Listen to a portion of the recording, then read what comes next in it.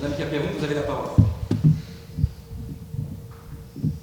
Paris, 15h30. Un après-midi ensoleillé, comme le mois d'avril nous en réserve parfois. Attablées autour d'un verre, deux femmes discutent. Manifestement amies, elles sont en train de confronter leur point de vue à propos d'un texto que l'une d'entre elles vient de recevoir, provenant certainement d'une potentielle conquête. Sujet crucial, vous l'aurez compris. La première. Et alors, qu'est-ce que tu vas lui dire? Réponse.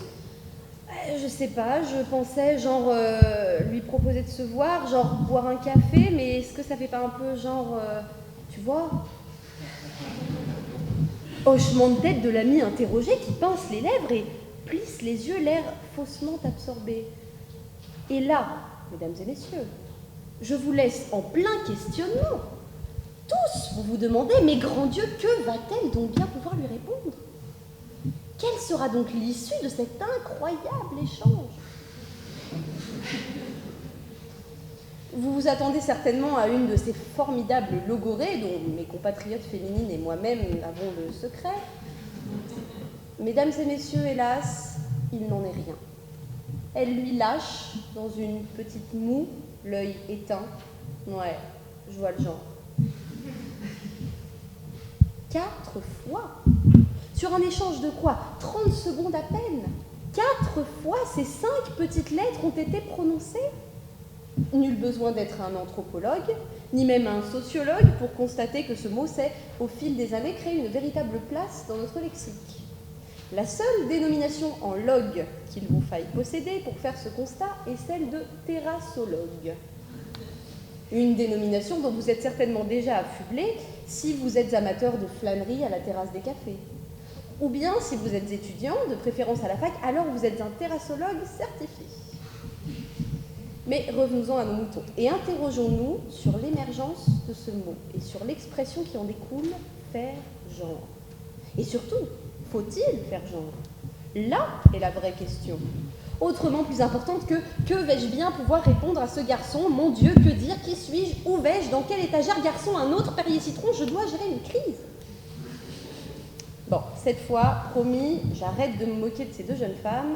Elles pourraient se reconnaître. Alors oui, il faut faire genre.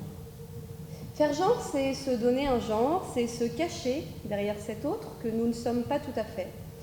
C'est dissimuler nos émotions, nos ressentis, c'est mentir, parfois. Faire genre, c'est l'acteur qui entre en scène après avoir revêtu son masque de personnage. Faire genre, c'est faire semblant d'être d'accord avec son patron, même quand il a de mauvaises idées. C'est sourire à la boulangère, même quand elle vous jette sa baguette et son air revêche à la figure. C'est se retenir de bâiller pendant le concert. Allons, votre mère était si contente de vous faire découvrir ce formidable compositeur germano-slovaque. Faire genre, c'est, comme certains, prendre un air inspiré, même quand ce que vous entendez vous ennuie. Je vous vois. Plus sérieusement, faire genre, c'est, comme moi, ravaler son trac et tenter de faire cesser mes mains qui tremblent pour m'adresser à vous. Faire genre, enfin, c'est être humain, après tout. Tous autant que nous sommes, une fois en société, nous enfilons notre masque d'escrimeur. Ce voile noir qui, en apparence, cache notre visage, mais approchez, venez voir. À y regarder de plus près, vous pouvez distinguer à travers les petites percées du quadrillage sombre les contours d'un visage, une esquisse de figure, celle de vos amis, celle de mes concurrents qui eux aussi font genre, cachés derrière leur sourire gêné. On fait genre pour appartenir à un genre. Mauvais genre, bon chic, bon genre. L'être humain adore classifier. À chaque chose, son nom d'usage, son nom latin, sa branche, sa famille, sa boîte dans laquelle le ranger. Ainsi, des éléments chimiques dont le tableau de classification périodique a bercé toutes nos années de collège, à la plus insignifiante espèce de poule d'eau, tout est soigneusement rangé, classé, selon une articulation inchangeable, éternelle. Il en est de même pour les humains. Toute notre vie, nous évoluons dans des cercles aux codes bien définis, intello, bobo, ringard, fashionista, roots ou hipster. À chacun sa caste, à chacun sa dénomination. De même pour les hommes et les femmes qui répondent à une distinction historique, chacun sa place, chacun son rôle et une belle opposition entre genre féminin et masculin. N'allez pas croire que je cautionne ce genre de discours, non, ce n'est vraiment pas le genre de la maison. Et moi alors? Et vous? À quel genre appartenez-vous? Quel genre de personne êtes-vous? Comment êtes-vous dans votre genre? En ce qui me concerne, je dirais que je ne suis pas du genre à me laisser faire, en théorie. Mais je ne suis qu'humaine, et une fois franchi le seuil de la porte, je ferme ma combinaison blanche et je revais mon masque d'escrimeur. Nous sommes dans un combat, au sabre ou au fleuret, et ce concours n'y fait pas exception. Par nos joutes verbales, tous portant le mince quadrillage noir, nous touchons, mais ne blessons point. Cette classification frénétique a tout de même du bon, en ceci qu'elle nous fait gagner du temps. Ah oui, mesdames, lorsque l'on vous présente, au détour d'une soirée, ce petit brun aux cheveux hirsutes, à la peau ravagée par l'acné, il voudrait bien faire, le pauvre, et vous lance un sourire auquel, tiens, il manque une dent. C'est terrible. Il envoie son ami en éclaireur, il tente le tout pour le tout, et vous sentez le drame arriver, effroyable gorgone que vous êtes, qui n'aura même pas le courage de lui avouer que, guidé par la tyrannie de l'apparence, vous n'échangerez même pas 3 mots avec ce pauvre bougre, lui préférant ce grand blond, là-bas, au fond. Que ferez-vous pour vous tirer d'affaire? Vous lâcherez, dans un sourire, à l'ami venu bravement vous faire part des sentiments de ce garçon? Non, c'est pas mon genre. Et voilà, mesdames, vous vous êtes évité une confrontation avec l'objet de votre non-désir. Il ne vous reste plus qu'à fuir, ou à vous cacher derrière votre verre, votre smartphone, ou le caoutchouc verdâtre dans son pot au coloris non moins réjouissant dans le coin de la pièce. Facile, n'est-ce pas? Voici comment genre s'est immiscé dans notre vocable. Ce petit mot permet de dire tout et rien à la fois. Et surtout de meubler habilement quand on ne sait pas exactement quoi dire. N'est-ce pas formidable? Enfin, une solution à la perte du bon mot. Phénomène fréquent face à une paupérisation du lexique, à laquelle les chaînes de télé-réalité ont contribué beaucoup. Petit guide d'utilisation des 5 lettres magiques qui remplaceront aisément tous les autres adjectifs que vous serez tenté d'utiliser. Avant toute chose, ayez la bonne attitude. Levez le menton ou inclinez légèrement la tête. Adoptez un regard lointain, un peu vague, presque rêveur. Vous pouvez maintenant insérer votre mot dans la formule choisie. Exemple, cette expo, c'est tellement genre...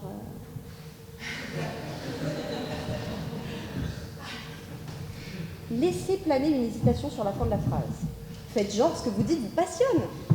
Pour les garçons, vous pouvez vous accrocher à votre menton, penser philosophe grec et garder la pause.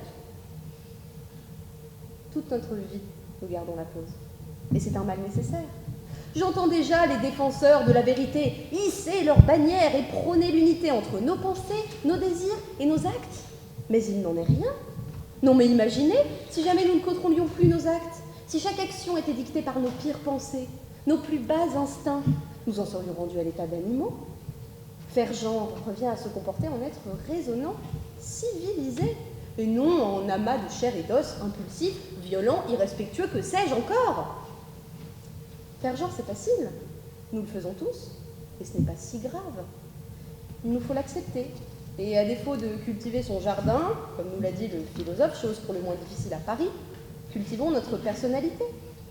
Soyons multifacettes. Faire genre, c'est s'adapter aussi. C'est savoir faire bonne figure en toutes circonstances, c'est se montrer sous son meilleur jour. Regardez autour de vous. Tout le monde fait genre. Michel Drucker, qui depuis 20 ans, tous les dimanches, part ses invités les plus beaux compliments. Il fait genre. Quand Zola publie « J'accuse », il fait genre. Il enfile son masque d'auteur outré et nous présente 7 facettes de sa personnalité. Allons-nous crier au scandale, brûler l'intégrale de ses œuvres? Nos meilleurs amis, quand ils s'exclament « Mais je suis absolument emballé par notre dernière idée fumeuse », ils font genre. Devons-nous arrêter de les fréquenter pour autant? Arrière le radicalisme! Dehors la dictature du « soyons vrais », faisons genre, mais faisons le bien. Revêtons notre plus beau masque. Parons-nous de nos plus beaux atours, que la fête commence.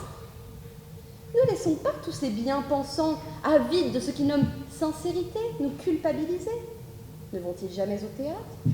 Vivent-ils en ermite, reclus, sans jamais voir personne? Laissons-les dans leur bouillon de culture maussade, et qu'ils nous laissent prétendre en paix. Vous êtes du genre à faire genre? Continuez, je suis certaine que vous n'êtes pas si mal dans votre genre.